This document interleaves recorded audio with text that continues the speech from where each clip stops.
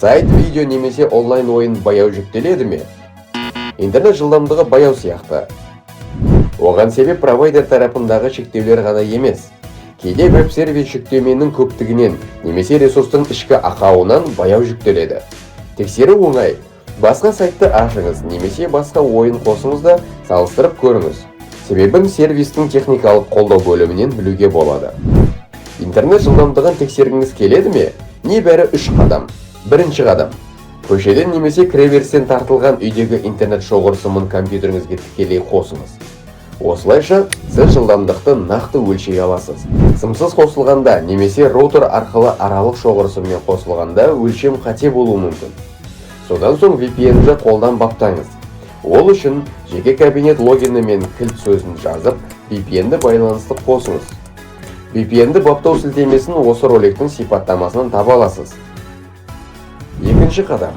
Жылдамдықты өлшеу барысында Firewall, Brandmauer және антивирустарды өшіріңіз. Сондай-ақ файлдардың жүктелуін, жүйенің жаңаруын немесе қосылып тұрған басқа да бағдарламаларды толықтай өшіріңіз.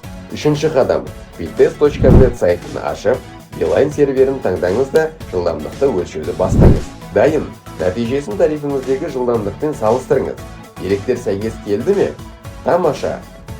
Егер интернетті тікелей шоғырсым арқылы тексеру мүмкін болмаса, роутермен бірге жүретін шоғырсымды пайдаланып, роутер арқылы тексеріп көріңіз.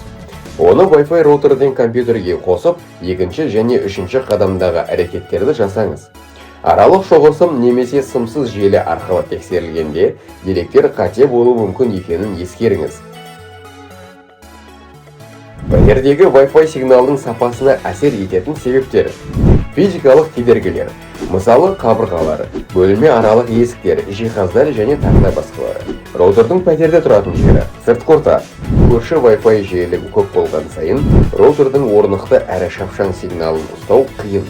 Wi-Fi сигналды жақсартуға болады. Роутерді интернетті жиі қолданатын жеріңізде орнатыңыз. Роутерді жабық шкафтарға, металл қалқандарға және пәтердің басқа да бұрыштарына орнатпаңыз. Интернет байланысты шапшаң болуы тиіс құрылғыларда 5 ГГц диапазонын орнатыңыз. Бұл жиілік диапазонын қолданбайтын құрылғыларды 2-4 ГГц диапазонына қосуға болады.